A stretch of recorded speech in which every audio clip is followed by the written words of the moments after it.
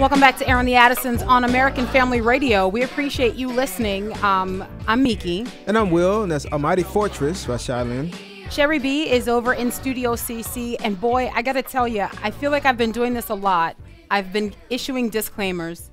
Yeah. And the reason I do that is because I always want to be sensitive that maybe, you know, there's a family that's listening. Maybe you're in like the carpool lane or something like that. You know, I don't know where you're listening, but there's always a possibility that maybe you're listening and there's a kid present. Yeah. Now, again, and this has also been the pattern, I issue this disclaimer and I say, if you've got a kid present, you know, then, you know, listener discretion is advised. And at the same time, what I'm about to talk to affects children. Right. It's something that is being pushed toward children. That's right. And yet we need to issue a disclaimer. So, you know, I will say that disclaimer firmly in place. The nature of the conversation, we're kind of going to cover the whole drag queen story hour, but we're going to delve a little bit deeper than that. We're going to look at what I mean, I guess as our guest would describe them, they are sexual psychopaths. Yeah. And so we're going to talk about that, kind of talk about the root of where we are in our country and how we've gotten here. Yeah. So anyway, let me make a proper introduction of our guest this afternoon. John Euler is a father of 3 and married to his high school sweetheart. He is a licensed professional counselor, and also his professional experience spans nearly 30 years working in both clinical and administrative capacities in outpatient settings with individuals, with couples and families, and hospital settings. And one other thing, and I want to mention this, I want to go back and make sure that I get all this information in.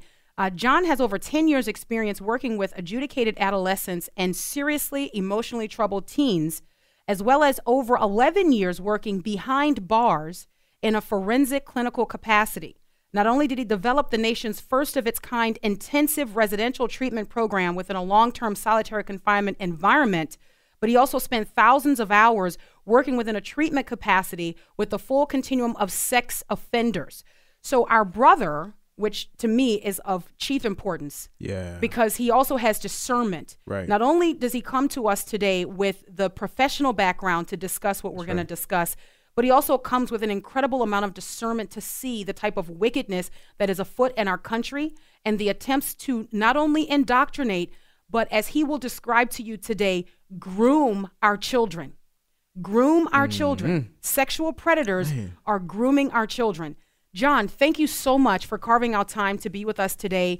Every one of us who's listening, we have read something that has left us shocked when we think about what is being called Drag Queen Story Hour. We see these things popping up all across the country. This began back in 2015 out of San Francisco. And not only is it spreading across our country, but now America is exporting this. Other countries are picking this up and doing things like this where children are being exposed to men dressed as women. And simply put, you say that this is grooming on a mass scale. Well, Mickey and Will, thank you so much for having me. And you described it well. That's right. And who of us would have guessed? You know, once upon a time, I was heading the full-time ministry and then made a change because I think I was a little more geared to the counseling end of things. But still, especially those of us that are steeped in the church and church life, all things being equal, a lot of this is sort of outside of our thinking. And it's uncomfortable, but it's outside of our thinking. And so we don't think this way. We don't think about things like that. And quite frankly, and this is so important for every listener to hear, that's what predators count on. They count on us not knowing them. They know us better than we know them. Wow. And didn't Paul emphasize that we need to be wise as serpents, gentle as doves, but we also need to be very familiar with the schemes of our enemies. That's right. Right? Yes. And so it was a shock to me. My background was originally working with survivors, and as a matter of fact, that's why SurvivorSupport.net exists. My very first website is still in operation, which is a very important one for anybody connected with churches that want to learn about the overall issue of sexual predators. Is the most sophisticated of all sexual predators. I mean, and we'll talk about drag queens and other deviant things. But I'll tell you, the greatest concern I have, and I did not know this until working within the prison setting, is that of all the most darkened of criminal minds, you have the sex offenders. Within the sex offenders, the very darkest are the pedophiles. Within the darkest of pedophiles, it is not the ones that get on the news in terms of the very dramatic things, and as heinous as those things are. The most deviant of all are those that are religiously inclined or that know the talk and know how to use our talk against that, our language or terminology, and they will target churches. Wow. I didn't know that, but that's the worst of the worst. So churchprotect.org, that was the first site I put together for training. But from that, I became concerned that there wasn't enough emphasis after we did our trainings.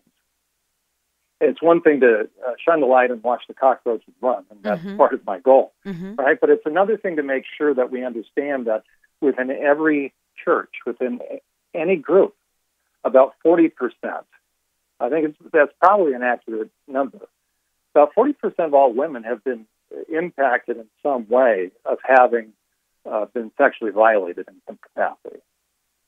40%. And so I want to make sure that churches and others understand that there's not a lot you know or a pastor knows from week to week what's going on in the congregation. But if he knows that you have folks that, and typically they've never disclosed, so they have a whole lot of stuff they're sitting on, which also makes it very difficult for them to emotionally attend to sermons. That is a huge concern of mine, and that is why SurvivorSupport.net exists, to help survivors begin to work through their journey, and those that want to support them can begin to understand. But on that site, there's a tab called Insights, and what I put together is this. The first part of that, about 5 or 6 tabs, have to do with the survivor and the process of healing, because a lot of us in churches aren't trained. We don't know. We don't know about trauma-based disorders. We don't know what happens when someone is violated. The rest is crucial for survivors because they end up thinking it was something about them when they don't know that it's really the extent to which they were fooled and manipulated. And that then brings us full circle to what's going on now. So the first place to start in discussing sex offenders and even the drag queen is that a sexual predator is someone whose mind has changed. We call it being reprobate, Romans chapter 1. That's right. Right? Modern science has come along now. Robert Harris was the first one to put psychopaths through color imaging, and you see, and anybody can do this, Google brains of psychopaths, and you will see that they are different and forever different. They do not work the same. And how did somebody become a psychopath? There's a lot of theories, but I have the right one. It's through porn. Okay, now long before porn, there was still deviance. Okay, but I'm 100% convinced, and there are stages of progression. And as someone gets into porn, it will change them. You can even Google porn addiction and see that it changes the brain, much like drug addiction. But what also happens is there is an inverting or a twisting. The Bible speaks a lot about, especially in the Old Testament, that they became twisted. Yes. When somebody becomes sexually twisted, everything inverts. And instead of hungering and thirsting after righteousness, they hunger and thirst after violating and defiling. Wow. That's what drives them. It's more than just lust. People need to understand that. So by the time someone becomes a sexual predator, especially a child sexual predator, they have transitioned to different types of pornography. So it's important for everybody to hear. The one common denominator underneath all sexual offending is pornography. 100%.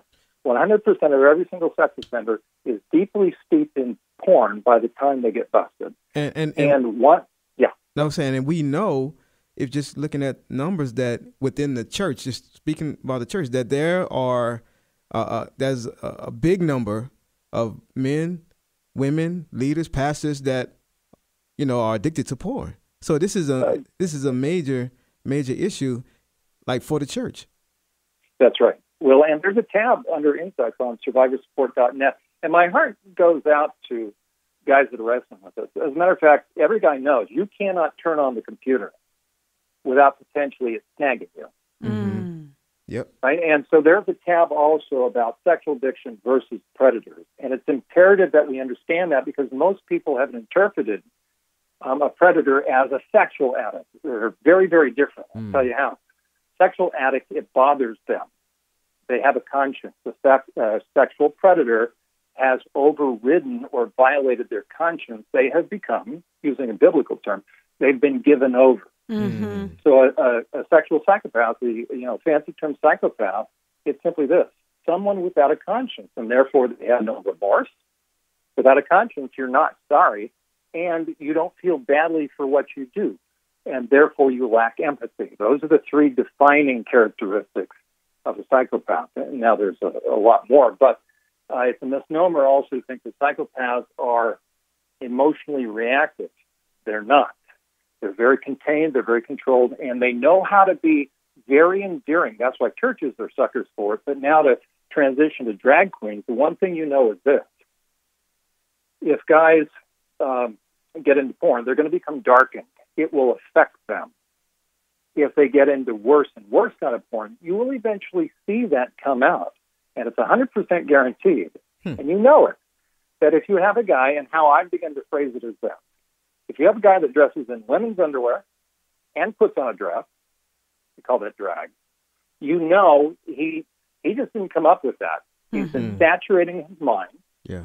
And therefore, if he stays with adults, that's fine. So this brings it full circle to drag queens. Mm-hmm. If drag queens want to hang out and do their thing with other guys, you know what? Okay.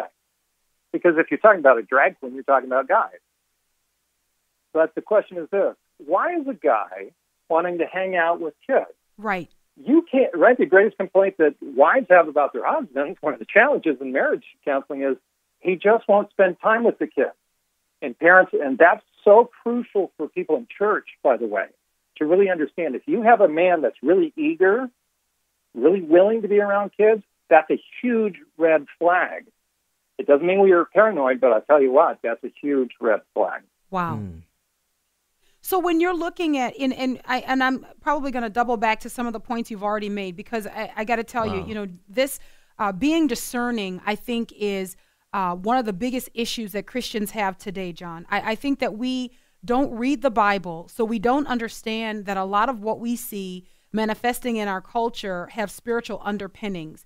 When we talk about sexual addiction, or we talk about addiction to pornography, I feel like we almost have this thought that was James Dobson's or Don Wildman's fight, that we don't have to worry about that anymore because it's so accessible. It's not as bad as we thought it was. And, it's almost like it's the fight of the 90s. We don't need to worry about it anymore. But that just isn't true. We see brains being reshaped. We see different connections being made. And right now, what we're talking about is exposing our kids to grooming. It's lowering their defenses. They are losing the ability to discern what is right, what is wrong, what is fitting behavior for men, and what isn't. That's exactly correct. And parents really need to understand this. If I'm not clued in, and once upon a time I was not clued in prior to working in prison, because here's the thing: the predators know we want to give people the benefit of the doubt, especially in churches. Okay, that's where we err. Not the fact that we're generous and gracious, but the fact that there are some people that have crossed the point of no return. And that's another part that Christians really need to think through. If you read Romans chapter 1, we'll say, oh, yeah, they're given over. Mm-hmm. The question is, what does that mean?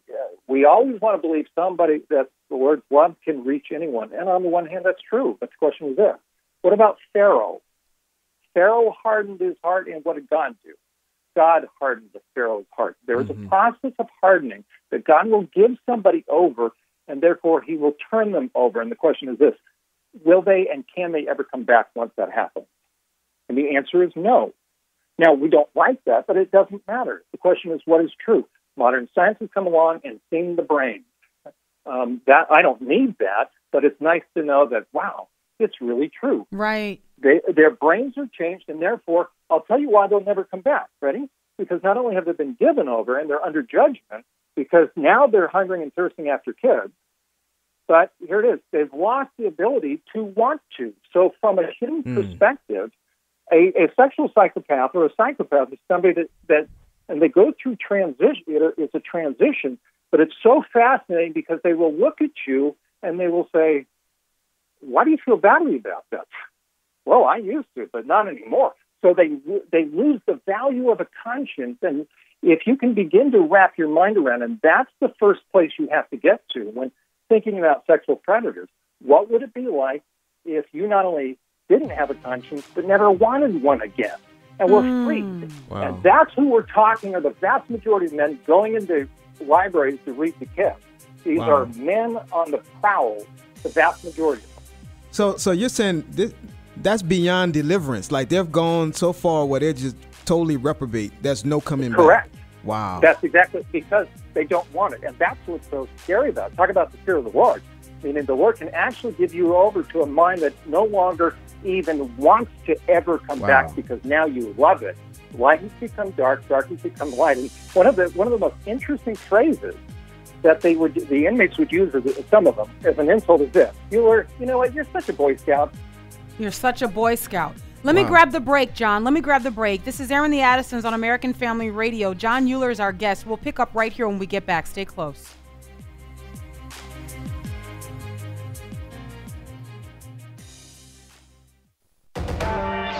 Airing the Addisons, promoting truth, wisdom, and empowerment on American Family Radio.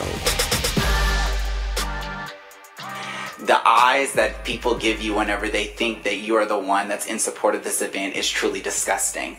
And I am not here to obviously change anyone's views about me, but I'm here to let you know that this event is something that's going to be very beautiful. And for the children and the people that support it are going to realize that this is going to be the grooming of the next generation. We are trying to groom the next generation to not see the way that they just did.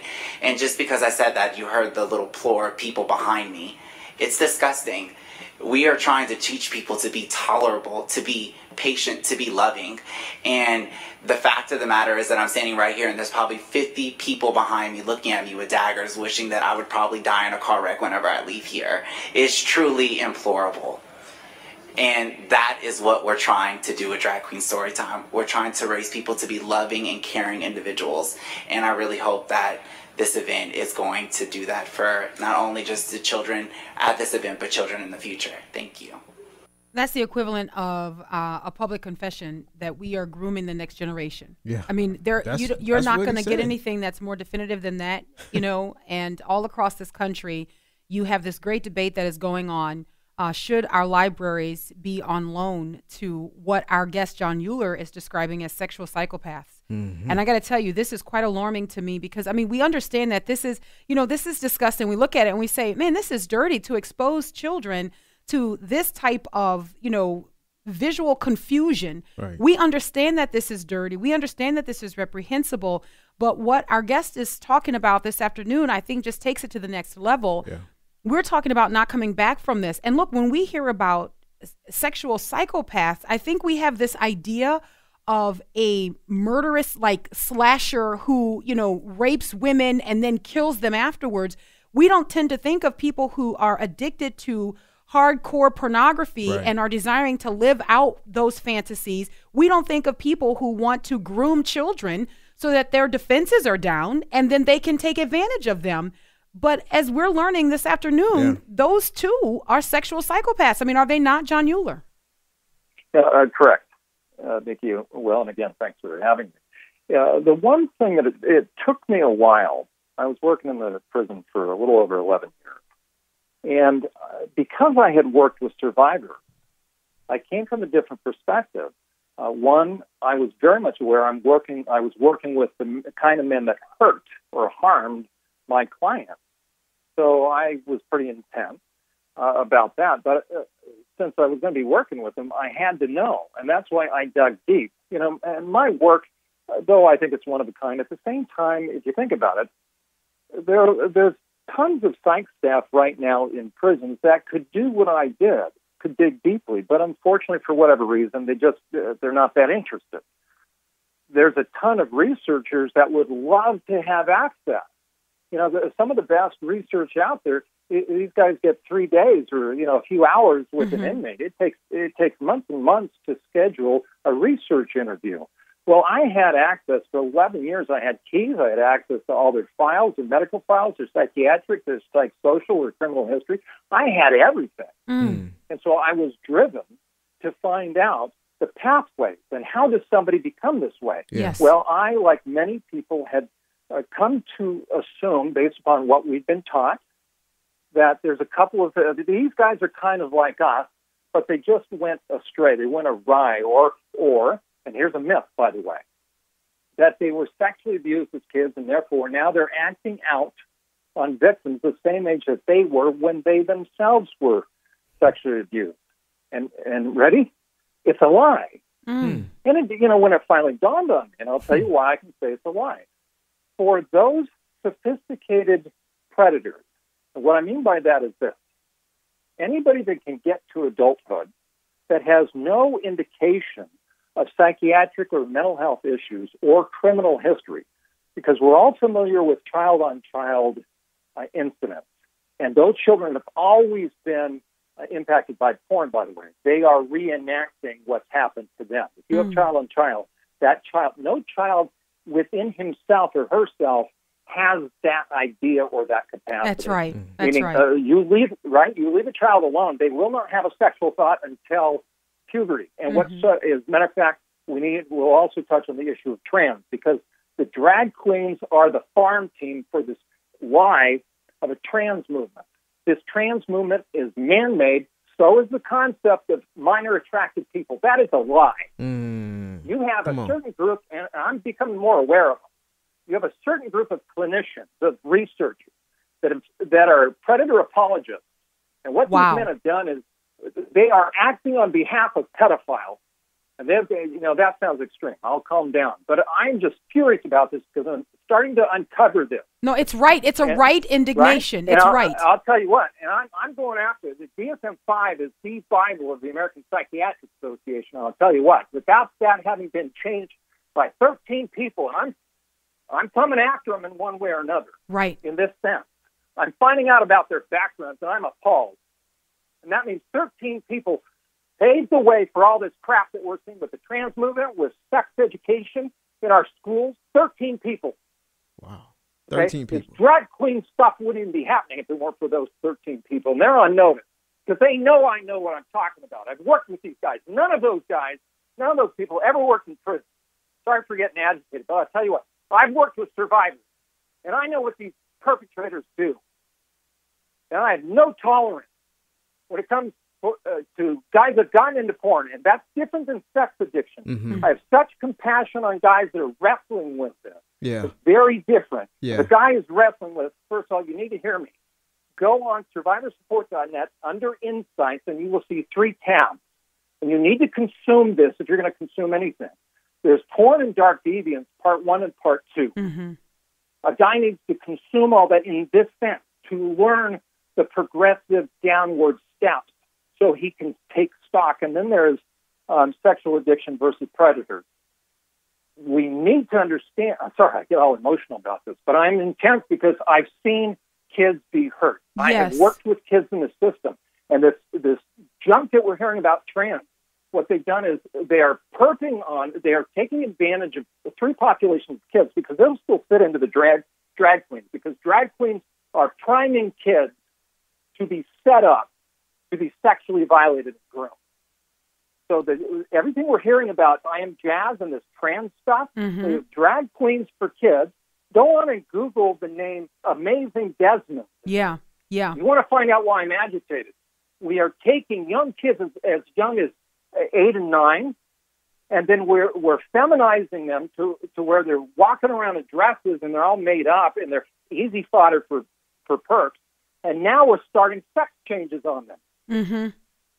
Okay, John, this is how diabolical this is. So let me ask you this, because I want to point out to the point that you're making here when we talk about grooming children.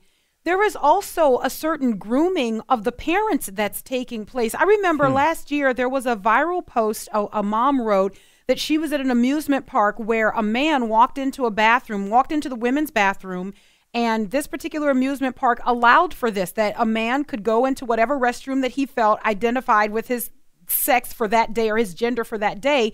And she was outraged because she said the moms didn't say anything to the children, and the moms all quieted down their kids, like, don't say anything, don't draw attention, like this is the new normal. And one of the great points that she made was that we are leaving our kids defenseless. Now, we are telling them they cannot trust their instincts, that a man walks into a restroom where there's a bunch of girls and children. Like, so the parents sitting there is just as important as the kids that they're reading to. Exactly. Because they're training them too they're saying this is normal. You should not be alarmed. It's almost reworking in their minds how to be vigilant or how to be watchful. And John, I'm curious your thoughts on that. Well, and you're 100% correct, and you can see also how it dovetails for those of us in church, because we have believed certain lies. There is a verse that says about doctrines of demons. Yes. And that simply means this. How are you going to distort people? How are you going to diminish the effectiveness of salt and light? You either do that from without, called persecution, or you cause people to think improperly. And we've come to believe two things. That God is love more than anything else. And don't get me wrong, of course God is love. Right.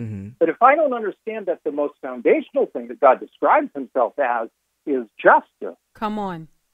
Right? Right. Then I've missed it, because love is manifest in the most profound way by stepping in between the perpetrator or oppressor and the victim. Yes. That's who God is. That's the one thing, by the way, the angels didn't understand about God until salvation. Salvation presupposed there was oppression. So God is all about rescuing. God is all about protecting. If I'm not protective, then I don't understand God's heart. And what's happened is we've come to believe that people really do try their best. On the one hand, with certain folks, yes. On the other hand, guess what? Judas never tried his best. Okay, and I'll tell you how bad these perpetrators are. As bad as Judas was, of course, he went to his own place. I don't think he would have ever offended a child. Wow. Okay, and so, yes, when they're given over, these guys, in their minds, they're like cult leaders. There's a lot of similarity, and I write about that on my Twitter page, on my Facebook page, that to really understand and how to protect a kid. Because we're not talking about lifestyles, we're talking about protecting kids. I get called homophobic and every kind of thing, and I always bring people back to this. I'm not talking about what you do with adults, but why are you near kids? Yes. Because if you're near kids, I know exactly what you're all about. You're grooming them. You have no business being around a kid. If you're around a kid and you act deviant, you're there for one reason, and that's it. You're not philanthropic, that's for sure. But to understand a perpetrator and a predator, you have to understand the mind of a cult leader, and so they will go after the parents first. They're grooming the mind so that the parents aren't thinking any longer. And along with drag queens, I'll tell you another phenomenon I was not aware of. It's called furries. Do a Google on that. Do a Google search. Furrie. That is sweeping the nation.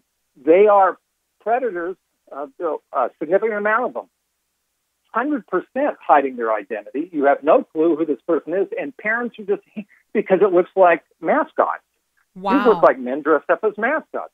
So I am super concerned about that group. They are as vile. I've had to combat them recently on my Twitter page. So drag queens and furries, I wouldn't, if I'm a parent, I ain't taking my kid near any of those groups. Why? Because they're only there primarily for one reason. No guy needs to be goofy and fun like that. Right. Wow. Let me just reset here. If you're just joining us, thank you so much for listening to Aaron the Addisons. John Mueller is our guest. He's a licensed professional counselor and has worked clinically with approximately 4,000 serial predators, well over 11 years doing that, and is helping us to understand that we are dealing with sexual psychopaths. And I think that that's probably the most difficult connection for us to make, because we have maybe this dramatic understanding of what a psychopath is. And I think we know that this isn't right, and we reject it as Christians. Obviously, we reject it, but we don't know exactly what to do, John. And let me also direct our listeners to learn more about you. They can follow you on Twitter. They can follow you on Facebook. And what I should do at this point is spell your last name. It's Uhler, Johnuhler. And also we'll have a link to the story here in the podcast. So you can go get the podcast and you'll have a link to the story that we're discussing today, and you'll be able to connect with Mr. Uhler that way. John, people are listening and they're saying, what do we do? We've got these drag queen story hours popping up all across the country. What are parents supposed to do to be vigilant? Or even in our churches where you said, like, you know, you have people who may be predators or, but they're very adoring. Like they're, you know, so how do we even know who is among us? You know, how do you even start? That's right. Excellent question. First of all, and this is really not self-serving, although it would really help the ministry. We have just opened a members-only page on SurvivorSupport.net. For $7 a month, you'll be supporting ministry, and we will start to build all sorts of very important pieces of information. That'll be the practical thing. So if somebody wants to learn about this, go on SurvivorSupport.net and consider supporting us. That would help us expand. But the first thing somebody really needs to understand, and Mickey, you referenced it, let me qualify very quickly. The psychopath is simply that. We do think in terms of the movie Psycho, Alfred Hitchcock. But Robert Hare's the one that coined the term white-collar psychopath. It doesn't have to be an impulsive person that creates a body count. What it means is this. They're given over to a mind that no longer has conscience, empathy, or remorse. How do you get that way? You violate your conscience enough. You're not born that way. You're not hardwired that way. People will try to tell you that it's not true. You violate your conscience long enough, now you're Romans chapter 1. Typically, you're going to involve deviance in that.